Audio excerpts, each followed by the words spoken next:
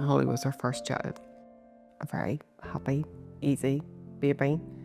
First word was happy. Loved to spend time with her brother and sister, playing outside, going away in our caravan, having family holidays. She was a special child to us. Being your first child, a little friend and a little friend for her brother and sister always. She was a very sociable, very bubbly wee girl.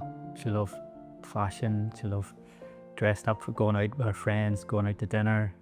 She loved spending time at home with us as well. She always said she was a home bird, told us that she would always be going on her family holidays. If she could have got the neighbours to move out next door, that's where she'd live. She just wanted to live here with us or very close by.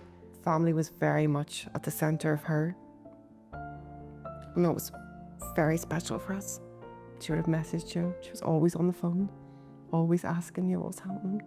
She went to school here locally in Carrickfergus. She went to Lydia. She enjoyed school, but probably for the social side more than anything. She really enjoyed meeting up with her friends and chatting with them. She got bell of the ball, but in the same year she won human foghorn. So she was loud. But that was Holly. That was our Holly.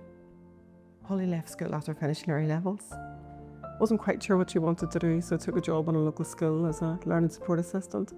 But at the Christmas in that first few months, she came and said that she'd found a lump on her side and she was worried about what it was.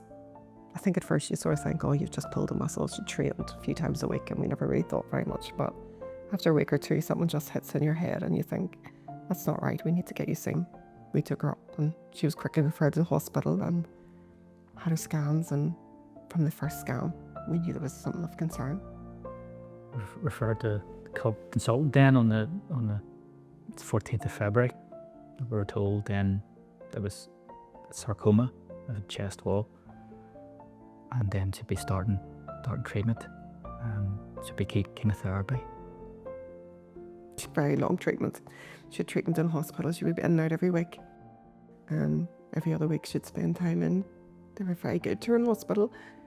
But we were very lucky to meet Lucy from Cancer Fund for Children. She would have come up and spent time with her, playing games, drinking coffee, making wee pictures or making her scrapbook. And having that time to spend with somebody to talk to outside of the family and to have somebody who she could relate to and ask questions that maybe she wasn't asking us was such a support for her. We were very thankful for her to have that. She had her surgery in July. It was a long surgery, very difficult time.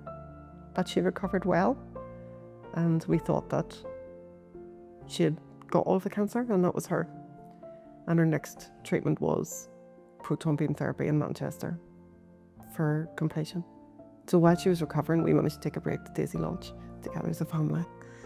It turned out to be our last break. We weren't aware of that, but it was. It was lovely and relaxing, and she raved about the food. It was so special to be able to spend that time down there and be looked after as a whole family, all of us. Holly went to Manchester for proton beam therapy, which I thought was curative treatment for her. While she was over there, she took sick, and they did further tests, and they realised that the cancer had come back. We came home then that day to the rest of the family, and then when we got back to Belfast, we were told that it was terminal.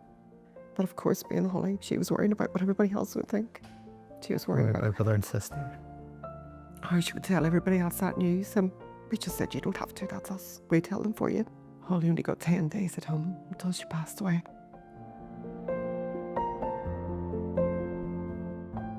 Support we've had from Cancer Fund for Children, it's been very impactful to us as a family, especially for my daughter Heidi, to help her come to terms with Holly's diagnosis, treatment, and when she passed away. So we're grateful for the help that they've provided us. Heidi had lots of questions that she might not have wanted to ask us as her parents, so it was very helpful to have her have an individual that she could go to and speak to and trust that she could share things with and that perhaps she didn't want to say to us. It really helped her come to terms with her fears and anxiety that she had. My sister Holly was not just my sister, but my best friend. She was 7 years older than me, and she always looked out for me. She was very funny, and we used to laugh at the most random things. She had a smile that would light up the room. We would spend countless hours playing Just Dance and making TikToks together. We would bake at the weekends, and we loved going on our family holidays. When Holly passed her driving test, she drove us to school and sometimes we got McDonald's on the way. And she always took me with her whenever she went out in the car with her friends. Whenever she was diagnosed with cancer, I was really scared. But Cancer Fund for Children got me someone to talk to. I really miss my sister. In August, I decided to join the youth engagement group, as my sister always wanted to share her story but never got the chance to. Now I've been accepted to be a young ambassador for Cancer Fund for Children. It's so difficult to go through that process. And I'd like to recognise Holly's life and to let other people know what she had to go through, and also us as a family as well. You can't expect anybody else to understand properly, but it's really important to us that we don't have her forgotten. I still have 3 children.